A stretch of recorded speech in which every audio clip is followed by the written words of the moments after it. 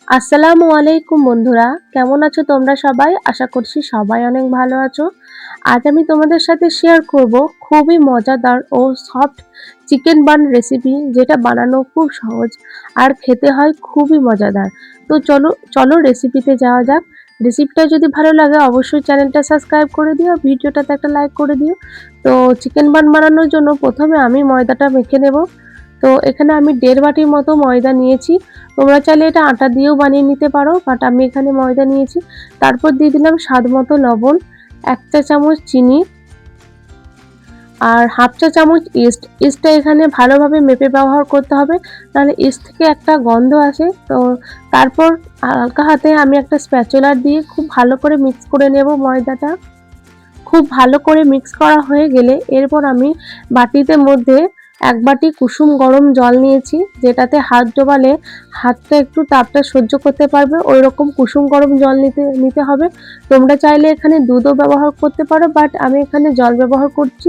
জল ব্যবহার করলেও ভালো হয়, বাট দুধটা ব্যবহার করলে খেতে আরও একটু ভালো হয় বানটা। তো এভাবে অল্প অল্প করে জল দিয়ে আমি একটা সফট ডো মেখে নেব।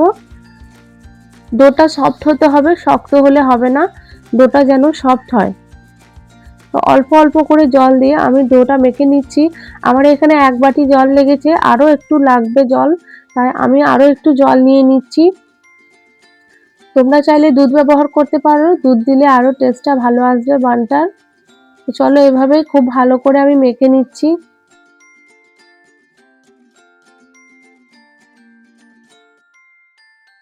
হাতে যদি খুব বেশি লেগে যায় তাহলে অল্প সামান্য মানে 1.5 চা চামচ মতো সাদা তেল নিয়ে আবারও খুব ভালো করে মেখে নিচ্ছি।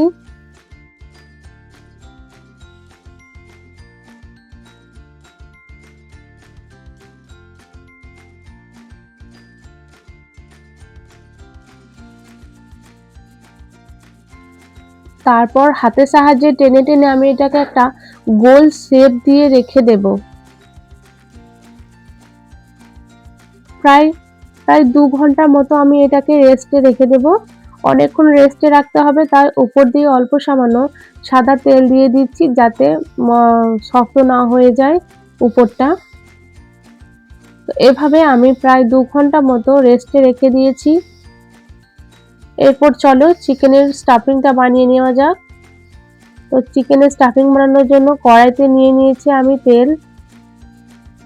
সাদা তেল নিয়েছি প্রায় 4 চা চামচ মতো। তারপর দিয়ে দিলাম কুচিয়ে রাখা পেঁয়াজ।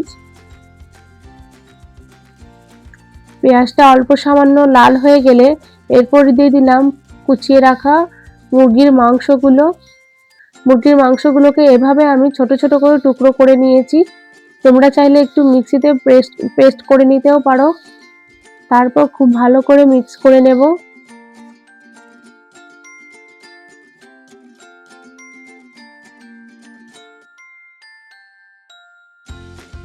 তারপর দিয়ে দিলাম কুচিয়ে রাখা কাঁচা লঙ্কা। ঝালটা তোমরা তোমাদের পরিমাণ মতো দেবে, বাচ্চা থাকলে একটু কম দেওয়াটাই ভালো। তারপর দিয়ে দিলাম 1/2 চা চামচ রসুন বাটা আর 1 চা চামচ আদা বাটা দিয়ে খুব ভালো করে মিক্স করে নেব।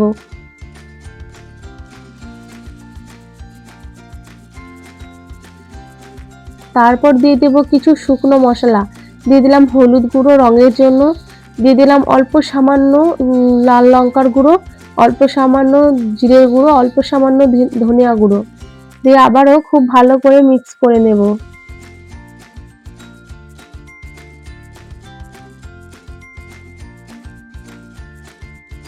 খুব ভালো করে মিক্স করা হয়ে গেলে দিয়ে দিলাম 1/2 চা চামচ কাশ্মীরি লঙ্কার গুঁড়ো আর একটা পাতি লেবুকে হাফ হাফ করে কেটে নিয়ে আমি দিয়ে দিচ্ছি রসটাকে। তোমরা চাইলে এখানে ভিনেগারও ব্যবহার করতে পারো, বাট আমি এখানে লেবুর রস ব্যবহার করেছি।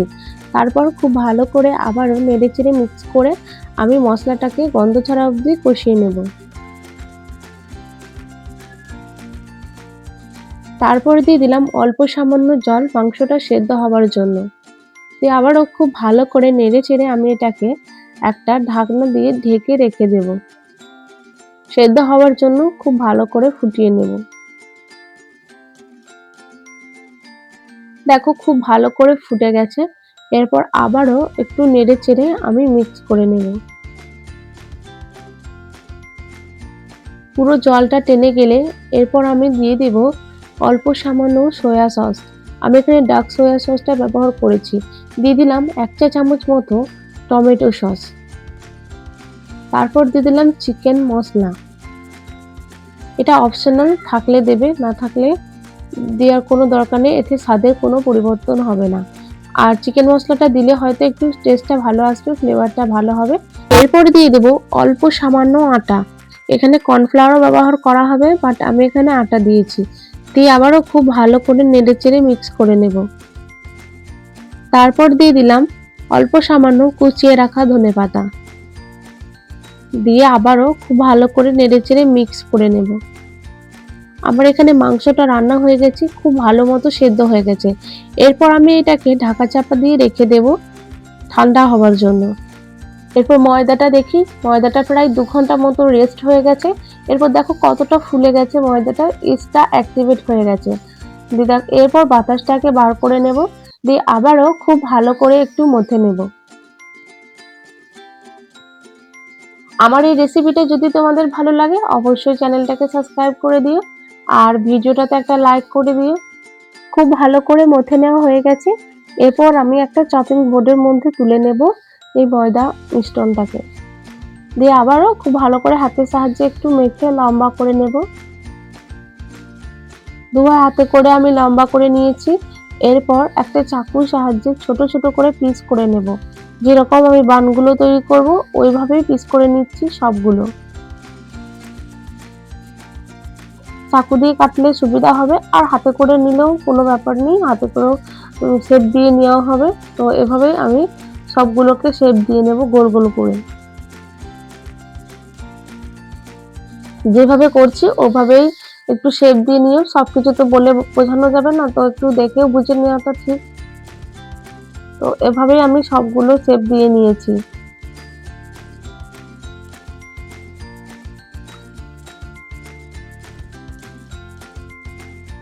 এরপর একটা ভিজে কাপড় দিয়ে আমি এটাকে কিছুক্ষণ ঢাকা দিয়ে রেখে দেব।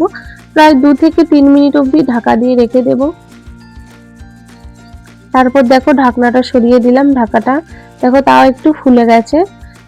এরপর হাতের সাহায্যে নিয়ে আমি একটু বাটির মতো করে শেপ দিয়ে নেব, যাতে পুরটা এর মধ্যে দেওয়া হয়। তো এভাবে শেপ দিয়ে নিতে হবে হাতের সাহায্যে। দেখো খুব ভালো করে হাতের সাহায্যে আমি একটা শেপ দিয়ে নিলাম। তারপর একটা চামচ দিয়ে আমি অল্প করে পুর নিয়ে নিচ্ছি। অল্প বেশি যেমন ইচ্ছা তেমন পুরটা ব্যবহার করতে পারো। তো এইভাবে খুব ভালো করে টেনে টেনে আমি মুখটা মুড়ে দিচ্ছি। দিয়ে এরপর গোল করে আমি একটা শেপ দিয়ে নেব পানের। এভাবেই আমি সবগুলোকে করে নেব।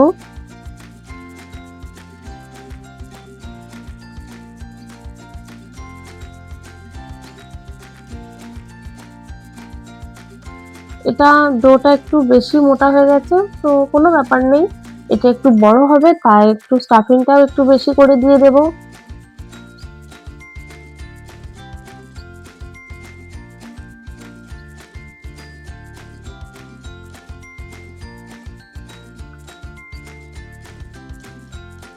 এভাবে টেনে টেনে আমি মুখটাকে খুব ভালো করে মুড়িয়ে দেব।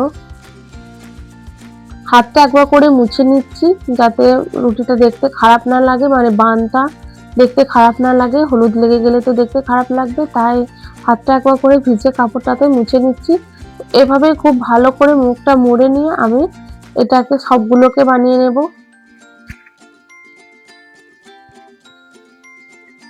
আমার সবগুলোই বানানো হয়ে গেছে। এরপর একটা থালা সেট করে নেব, যেটার মধ্যে আমি বানগুলোকে তৈরি করব। তো 1 চা চামচ মতো সাদা তেল নিয়ে তেলটাকে ব্রাশ করে নেব একটা ব্রাশের সাহায্যে। তেলটা ব্রাশ করা হয়ে গেলে একটা একটা করে বানগুলোকে আমি থালার মধ্যে উঠিয়ে নেব। একটু সরে সরে রাখতে হবে, ফুলে গেলে লেগে যাবে।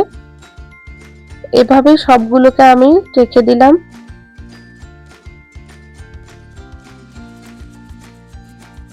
দিয়ে আবারও একটা বাসন ঢাকা কিছুক্ষণ মতো রেস্টে রেখে দেব। তারপর বাসনটা সরিয়ে একটা ডিমের সাদা অংশটা বাদ দিয়ে হলুদ অংশটা আমি এই বানগুলোর মধ্যে ব্রাশ করে নেব। এটা দিলে রংটা ভালো হবে, দেখতে ভালো লাগবে। তোমরা চাইলে এটা স্কিপ করতে পারো, তাতে রংটা আসবে না। চাইলে একটু সাদা তেলও ব্রাশ করে দিতে পারো। তো এভাবে আমি খুব ভালো করে সব ব্রেডগুলোর মধ্যে ব্রাশ করে নিচ্ছি। ডিমটা ব্রাশ করা হয়ে গেছে। এরপর অল্প সামান্য সাদা তিল ওপর দিয়ে ছিটিয়ে দেব, দিলে দেখতে ভালো লাগবে। সব বানগুলোর মধ্যে ছিটিয়ে দেওয়া হয়ে গেছে। এর মধ্যে আমি একটা কড়াইকে প্রিহিট হবার জন্য চুলোর মধ্যে বসিয়ে দিয়েছি প্রায় 5 থেকে 10 মিনিট। তারপর একটা লেখাপড়ার কাগজ দিয়ে দিলাম ওপর দিয়ে। তারপর একটা স্ট্যান্ড দিয়ে দেব, দিয়ে ওই যে ব্রেড সাজিয়ে রেখেছি ওই থালাটাকে বসিয়ে দেব। খুব ভালো করে বসিয়ে দিয়েছি। এরপর একটা ঢাকনা দিয়ে আমি ঢাকা চাপা দিয়ে দেব। তোমাদের ঢাকনার মধ্যে যদি কোনো ছিদ্র থাকে তাহলে ওটাকে কিছু দিয়ে বন্ধ করে দিও। তারপর প্রায় 15 থেকে 20 মিনিট অবধি মিডিয়াম টু লো হিটে খুব ভালো করে বেক করে নিয়েছি। এরপর অপর দিয়ে দিয়ে দেব অল্প সামান্য ঘি। তোমরা চাইলে এখানে সাদা তেলও ব্যবহার করতে পারো, দিলে ব্রেডগুলো চকচক করবে, দেখতে খুবই সুন্দর লাগবে। গরম থাকতে থাকতেই দিয়ে দিতে হবে। দেখো আগের তুলনায় ব্রেডগুলো কতটা চকচক করছে, কত দেখতে ভালো লাগছে। এভাবেই সবগুলোর মধ্যে আমি খুব ভালো করে ব্রাশ করে নিয়েছি। এরপর একটা কাপড় দিয়ে আমি তুলে নেব। বাস তৈরি হয়ে গেল নরম তুলতুলে চিকেন বান। দেখতে যতটা সুন্দর, খেতেও ততটাই সুস্বাদু। টমেটো সস অথবা শুধুই খেতে খুবই ভালো লাগবে। অবশ্যই একবার বাড়িতে বানিয়ে দেখবে। আর ভিডিও ভালো লাগলে চ্যানেলটাকে সাবস্ক্রাইব করে দিও, ভিডিওটাতে একটা লাইক করে দিও আর একটা মিষ্টি কমেন্ট করো। তো আজকের মতো এখানেই আসি। টাটা, বাই বাই, আসসালামু আলাইকুম সবাইকে। সবাই সুস্থ থাকবে, সবাই ভালো থাকবে।